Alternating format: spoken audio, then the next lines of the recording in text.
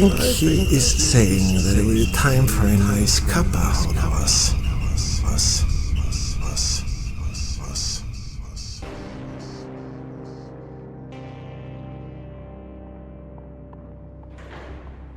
They say the first 24 hours in prison are the worst. The acclimatization, the presence of other felons, the inability to explain yourself as anything other than a punished guilty criminal.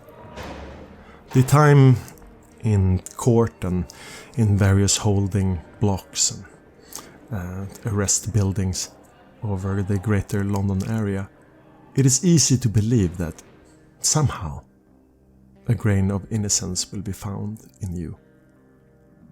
But when the pale pink leggings, the pale pink shirt, the little hat for working with high rotation machinery, when that is given out to you, those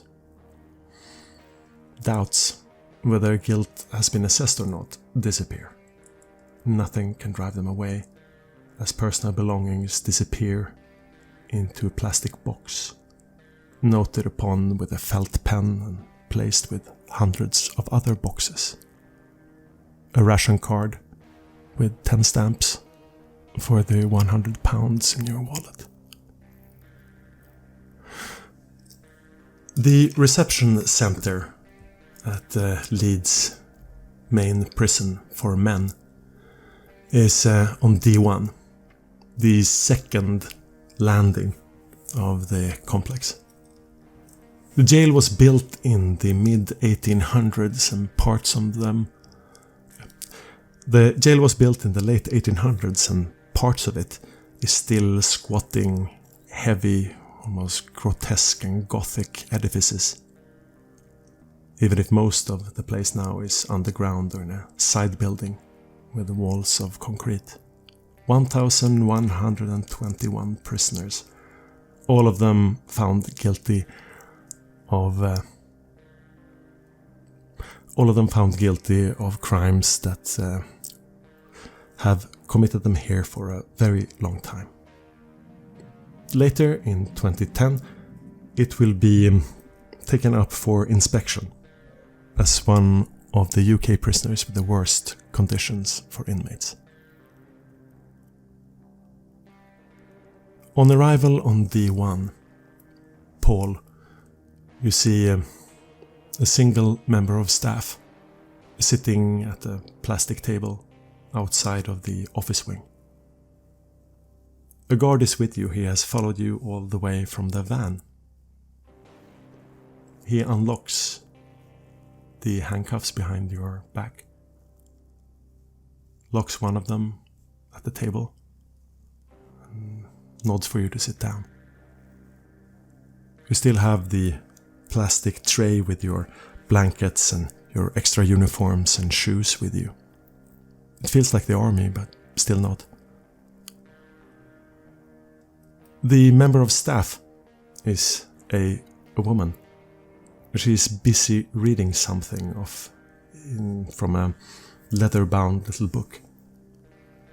What does this member of staff look like?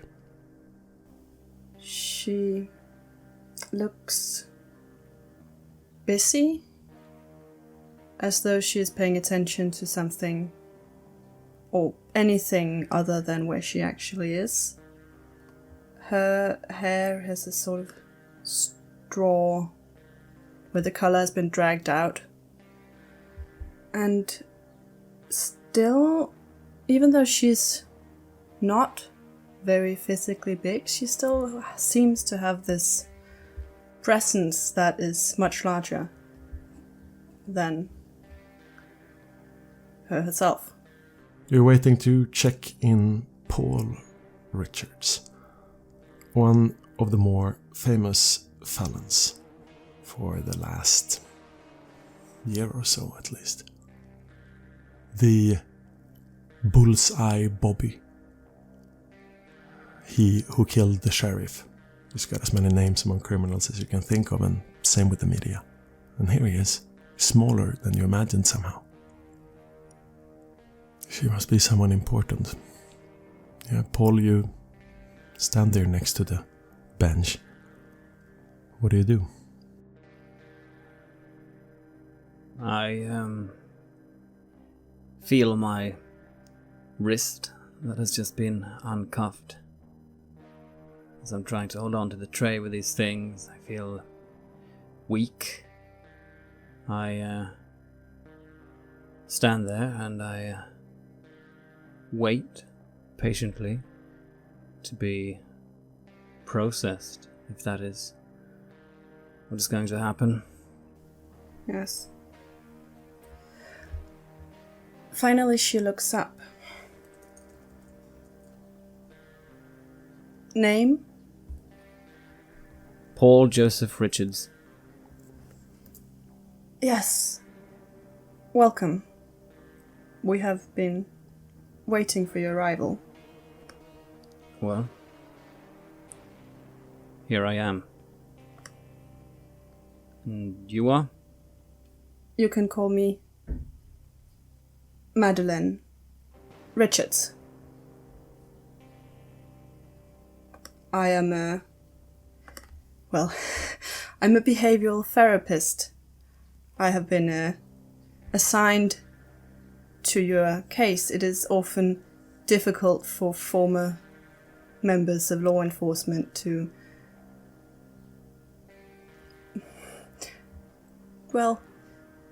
adjust to circumstances on the other side of the law. I shift a bit uneasily, against my will, standing there, looking very out of place, very uncomfortable. So yes, I think let's go somewhere more private. Yeah, the interview room, the small yellow pale office next to the one landing that you call your own, is not big. It's not cramped. There's been room for at least 3 or 4 seats more, except for yours, but nobody works here except for you now. 3 empty places where people probably worked with computers. A little stool, a empty water cooler. If it was cool once, it is not now. The air is a bit stuffy and stale. The only windows high on the walls. Sometimes one can see a shoe being planted down quickly as one of the inmates run the inner courtyard. Feet being planted. Pop, pop, pop, pop. No noise. Just the quick images of feet. But in here you're going nowhere. There are no other doors in the room. A simple triangle of chairs is put up in the middle. Please, take a seat. We expecting someone else? I indicate the triangle. In fact, we are. Would you like some water? No, thank you. Very well. Do sit down. I sit. I still have the tray of my things on my lap.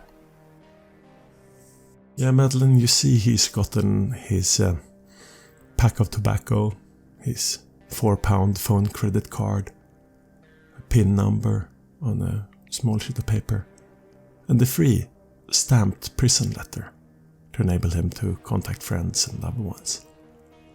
There's some basically toiletry items. We'll maybe offer him.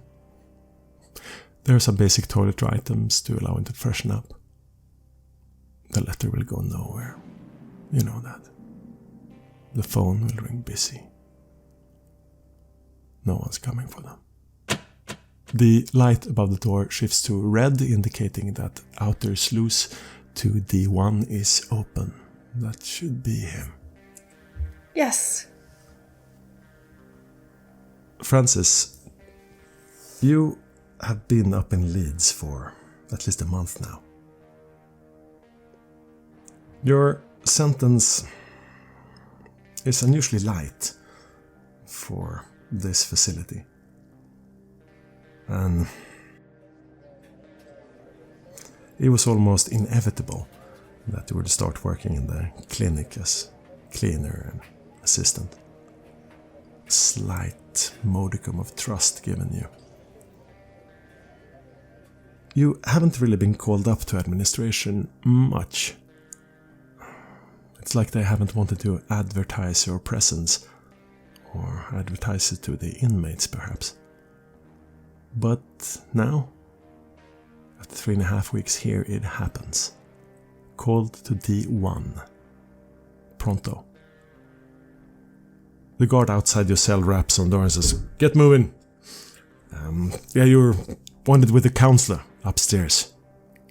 Fast." What does your cell look like and how are you sitting in it? Well, I suppose, unlike some here, I've been given some degree of comfort. Some books, a bed, a toilet, luxury accommodation. As you said, I've been degraded to work in the clinic here, but I understand. Keeping my head down is safer for me. Even though I haven't done anything to gain any ire, I'm still seen by some as a police officer. It's better to be seen as the doctor that I truly am. Still, this is a horrific situation, and the only thing that's kept me going is my anger at the whole thing. For now, I'm just sitting there staring at the floor, and as I'm summoned, I get up, mutter under my breath about time, and go where I'm told to go. The steps up to the second landing are metal. The stairway open, one of the few times you cross over more than 2 floors of general population. Half of the cells have open-face doors, thick bars. One of them, a man with long, greasy hair, and a tattoo that could be Jesus and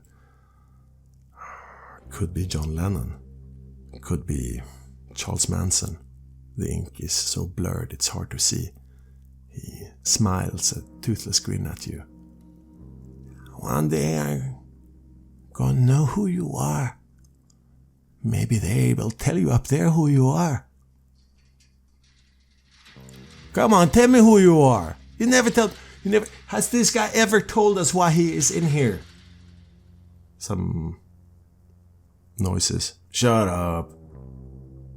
And the door closes behind you, and you're on D1 landing. Madeleine meets you at the door to the interview room.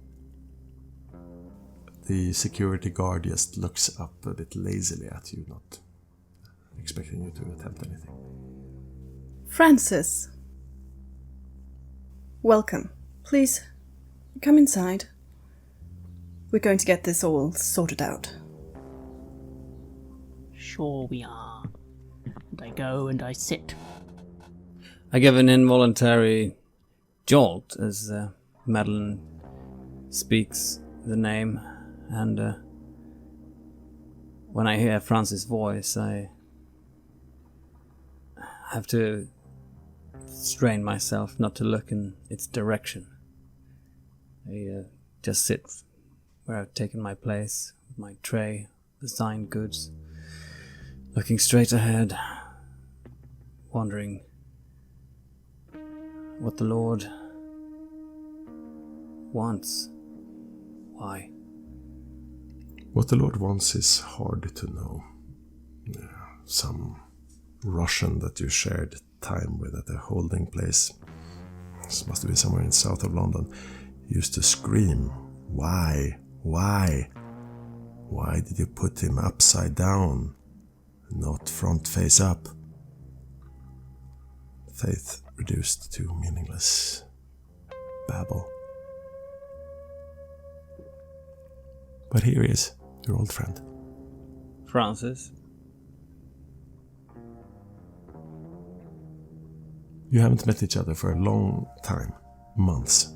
Maybe it was the last court date. The one before open doors, the one with the press, the bad one. Yeah, that was the last time you saw each other. Gabrielle, not at all, not since that day. Gone, missing, AWOL. Fits. I stand back and wait to see how you react.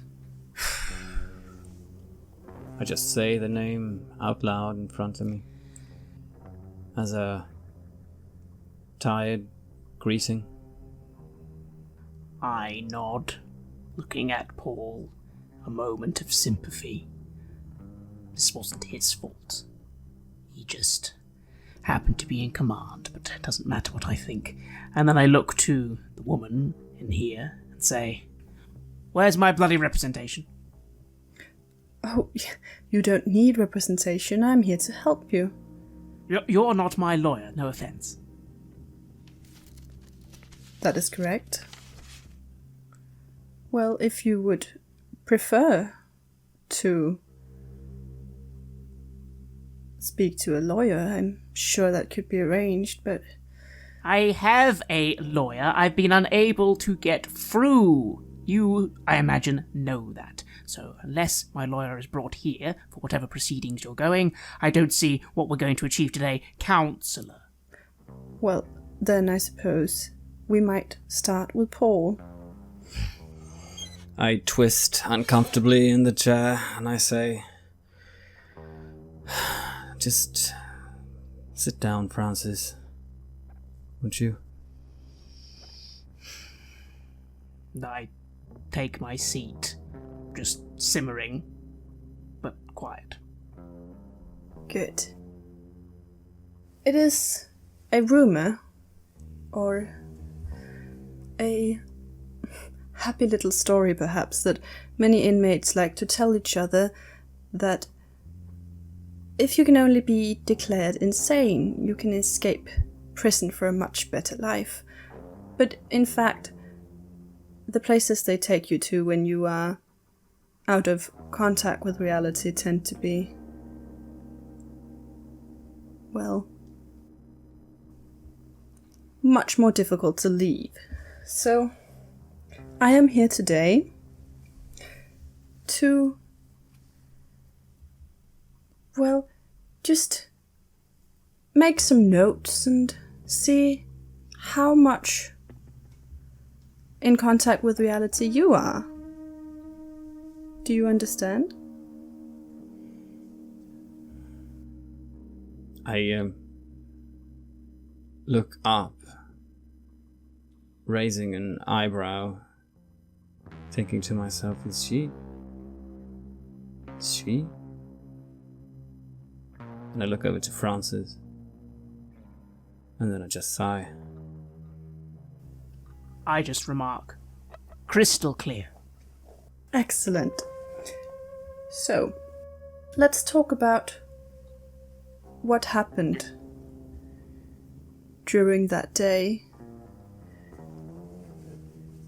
That day when you went against direct orders and entered civilian private property. Why you did that and what you each thought that you were doing. So, Paul, I'm sure you have many good reasons and I'm eager to hear them. Would you walk me through what happened according to you? We had been led to believe that a high-value target was in the building, that he was planning an escape through a staged fire incident. We didn't plan on entering at that point, but our hand was forced, feeling that we would miss the window of opportunity if we didn't take action. Yes, I see. And you were hunting a terrorist at this point, is that so? Yes. And you had reason to believe that this terrorist was in the building? Yes. And well, I'm sure you've seen action before you joined the police, right? That is correct. I was enlisted in the military for several years. I have been working in the United States as well as an instructor for Navy SEALs. And as I returned with my family, I moved on to the London Police Force. Have you ever shown signs of post-traumatic stress syndrome before? No. See. So you made these decisions feeling fully capable and not at all panicked or stressed out or confused? Quick decisions had to be made, but no. At that point, no, I did not feel confused. Yes. So you entered the building and then you started opening fire on civilians? I looked down into the floor. We had our reports described that the high-value target was surrounded by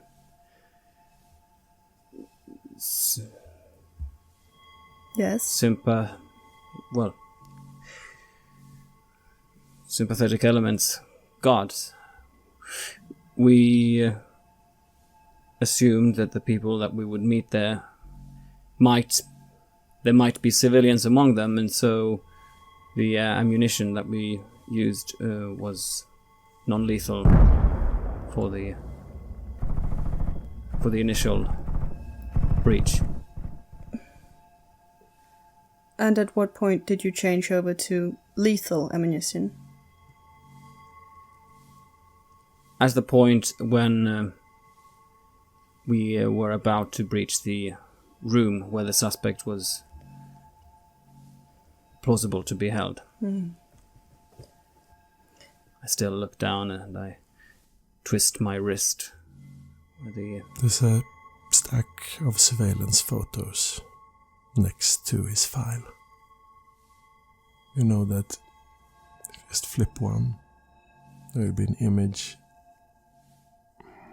that the forensics patrol took of the stairwell. The amount of blood, the corpse hanging over the railing, crashed down in the middle of the spiral staircase, and broken bones, looked like a man in his 50s. It's almost comical body posture. 4 injured, 1 dead, blood everywhere. Casings, shell casings, 50, 60, maybe 100. The problem is, Paul, that forensics show, as you can see in this picture, that you did use lethal force quite early on. Do you have any explanation for how you might have believed otherwise, or? Flashing of the knife, I remember it now. The cutting knife, the kitchen knife, defending. Who fired? Was it you? Was it them? Did somebody use their blade?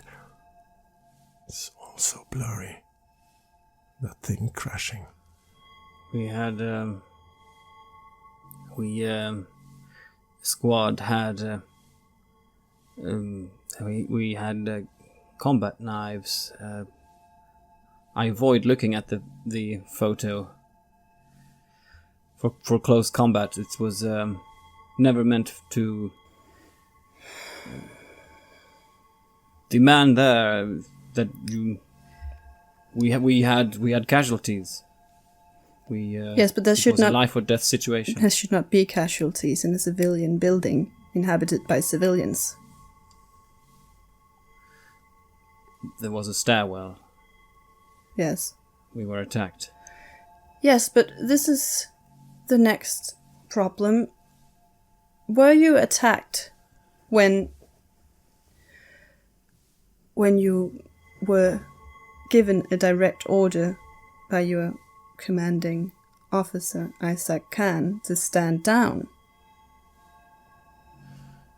1 second, it's like the air leaves the room. You know what's coming next.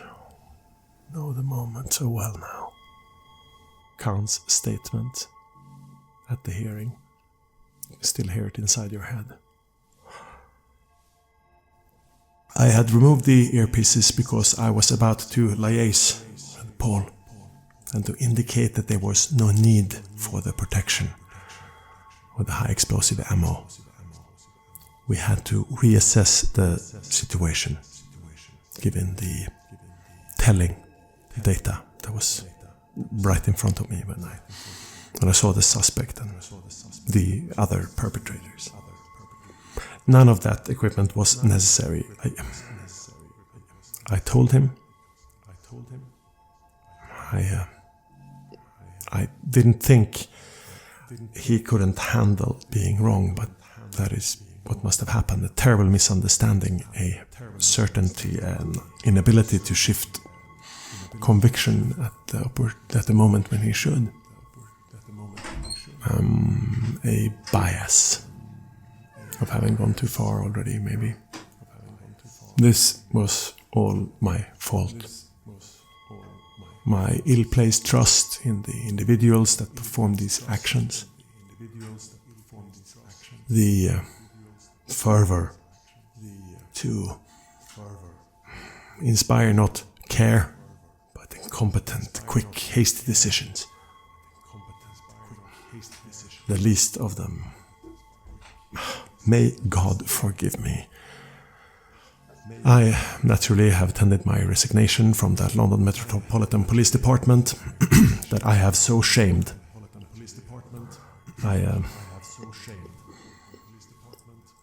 hope that you can one day understand. I had to trust. I was wrong to trust. My arm is shaking. My jaw is working frenetically. I'm trying to keep myself from lifting up my hand to my mouth and biting my nails. Paul. Just take a deep breath. It's,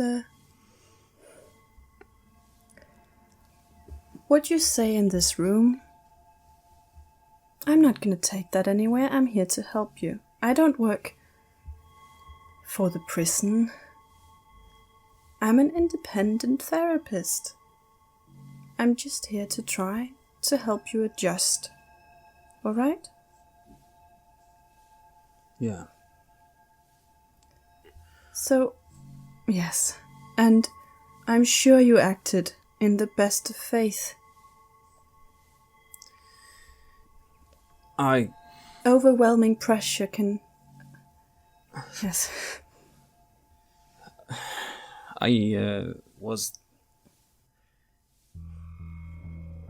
Khan seemed...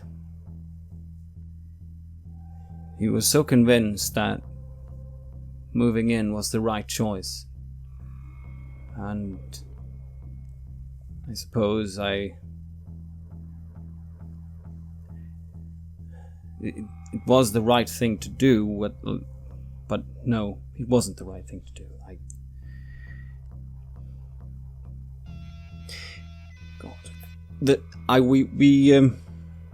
We never intended to breach on that night. We were there for observation.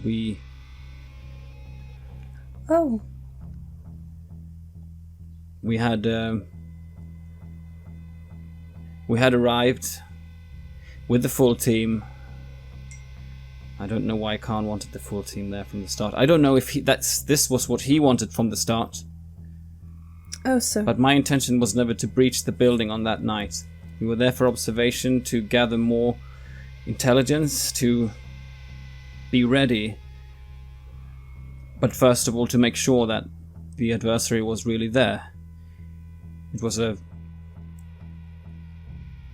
cock-up beyond any reasonable dimensions that we decided to go in. And this suspect inside the building, was this not a new suspect? How was he connected to the bombing investigation?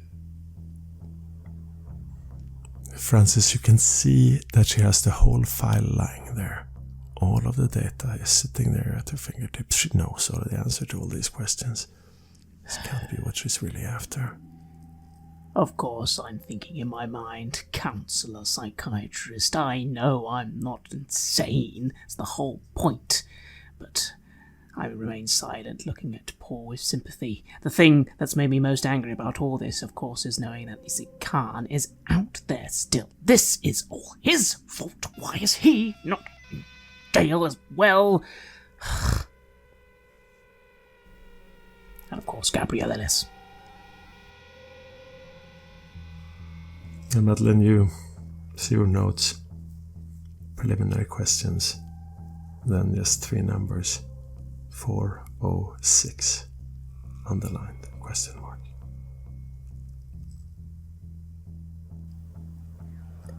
Tell me about what happened in room 406.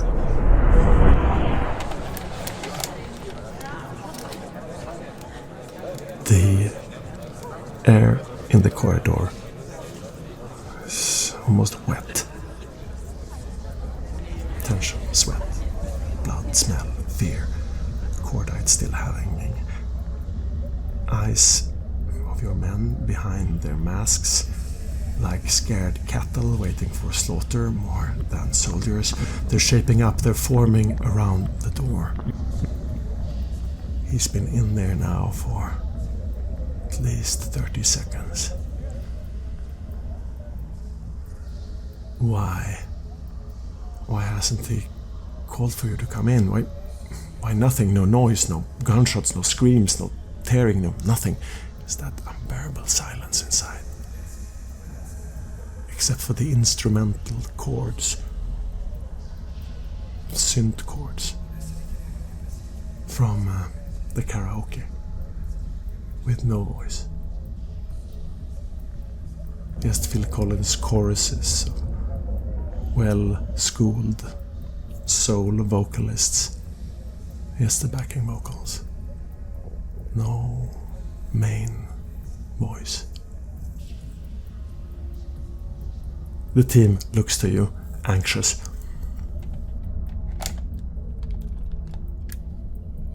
I ordered them to go ahead and breach. We had entered the room on the 5th floor previously. We had seen a passageway leading down towards the rooms on the 4th floor. We had bundled up a few big guys and felt confident that now this is where the strike will happen. As time was still ticking, we moved in.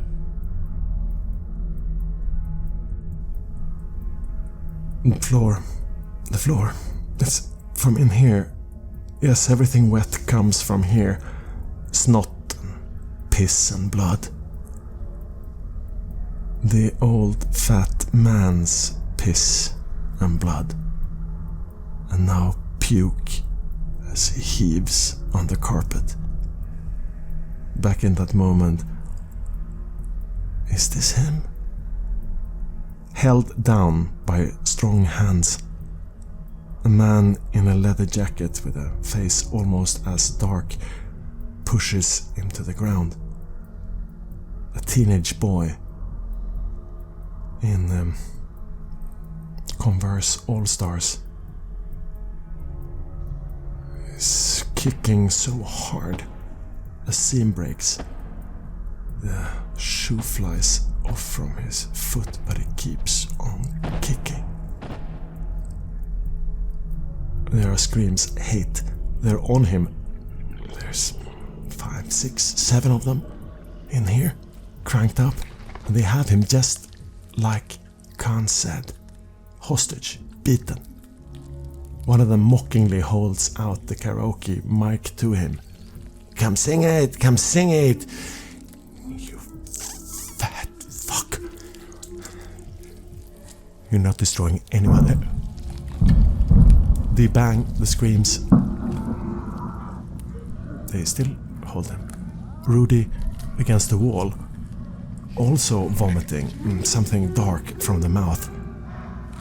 The landlord has... is it bullet holes? Is it stab wounds? He's bleeding out heavily. 8.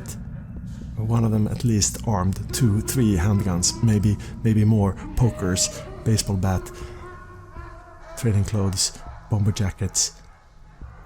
One in the cafe. They break their motions and freeze for one moment and then looks at you. The dark man and the young boy are still. The boy looks at you. You finally here! Take him to the fucking chair. It's a bad thing we're not in the US now. Or better yet, just step out. Just step out for a while. Let's finish this. Let us finish this. You see, cops are here, taking you away. The boy almost dances around the landlord. The others have guns trained on him, one gun trained on you. Your team is in a standstill, only 3 of them in through the door, then everybody is frozen, you're in the middle. Where is Francis? Francis would not have been near the front line. That's not his job. Instead, I probably would have been using this time just to get Khan down the stairs a little, just so that when the paramedic teams arrive, they can get to him quickly, because he needs them quickly. I'm doing everything I can to keep him stable. Barely aware of what's going on, although hearing so many voices and so much confusion, I'm thinking to myself, what on earth is going on in there?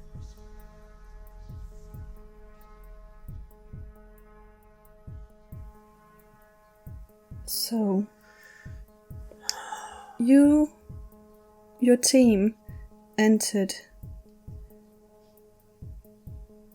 private property and effectually instigated a riot against a known criminal, but I still struggle to understand why. What was the lead that led you here? We had been following the bomb trace. We had some names sketched up. We had surveillance tape from a shop, Blue Vision, where we had earlier acquired an incendiary device, meaning to go off at one of their customers. One of the faces we were able to trace, and it turned out that this person had what we deemed been brainwashed to do so, to leave the bomb. He had no recollection of it himself, but he did give us other names to go on and an address. Didn't you find that suspicious, that someone with no memory was still able. It was... I'm sorry. Yes, it was awfully convenient. Of course. We wouldn't have... It was what we had to go on at the moment. And like I said, we didn't intend to move in with lethal force on that day. This was something we followed up on after... Yeah. Of course. We all want justice to be served. That is only understandable. Only human. Well...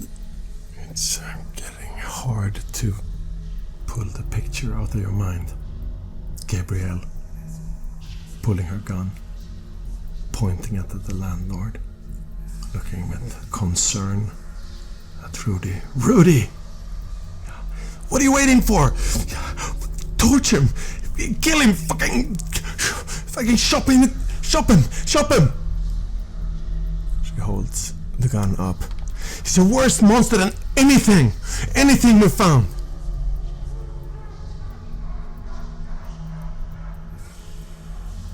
He holds out the gun.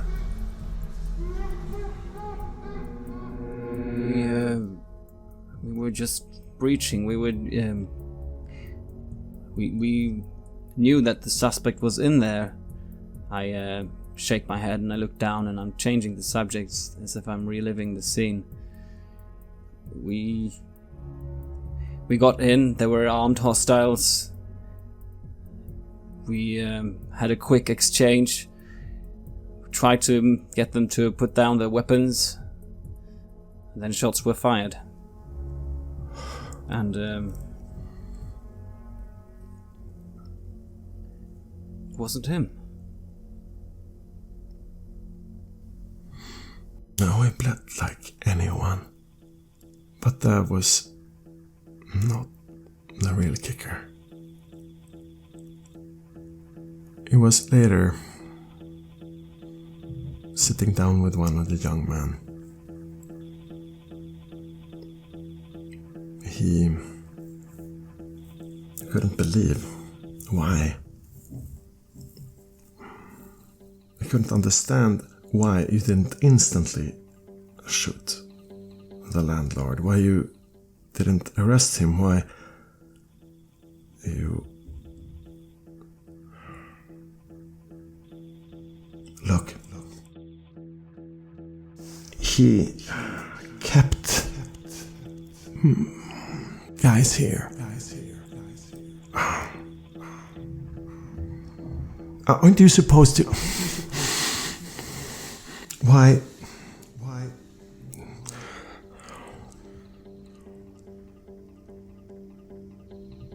You know, we would have killed him if she hadn't.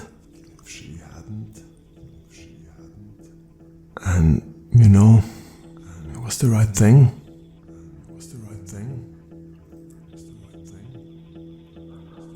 The ones that came after us on Tuesday, they were just like you, just like me, like Gilbert's. When he disappeared, he lost his shit. We were breaking free, beginning again, starting a new life on our own terms. And, you know, pimps, what is this? 80s New York, who needs? We're strong, reliable, independent guys. We don't need that, right? We wanted to start from... We wanted to stop giving half our money to the guy who picked us up in the van at high school and offered us our first line of blow. The guy who was the last person a lot of my friends saw. Nobody ever had anything on him.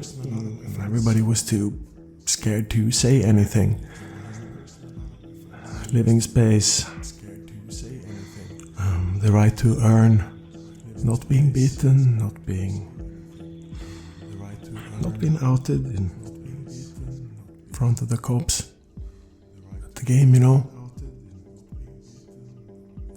Just place to work.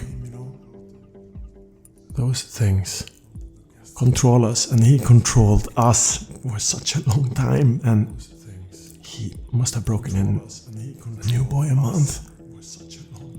And still, the cops never came here. Never. They came for the fucking weed-growing apartments. They came for even the Persian couple who have overstayed their official immigrant's visa. They came for them.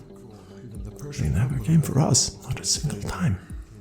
They were here lots of times. They saw what was going on. We talked to them. They never came here. You never came here. You never came here. And now he was distracted. We could take him down, and we took him down together. And I'm rambling, and is this admissible in court? He looks at you, Paul. Can't be older than 17. Have I screwed up now? You're a victim in this. This man has committed terrible things. This is not your fault.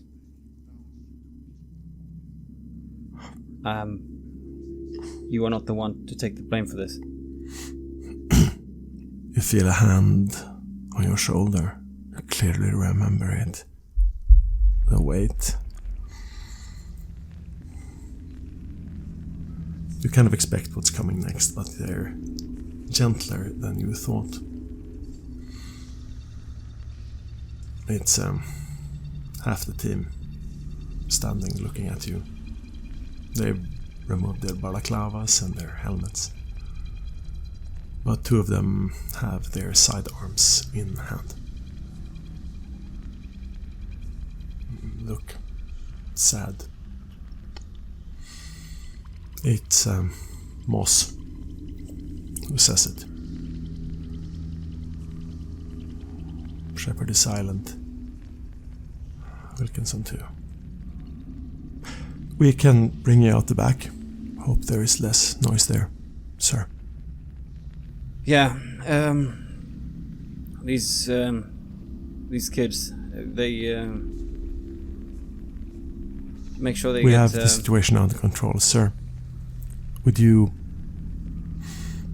get on your knees and relinquish your service weapon? We all saw you. Point blank range. High explosive ammo. Your own commanding officer. You were wrong. He was right. Sorry, Paul.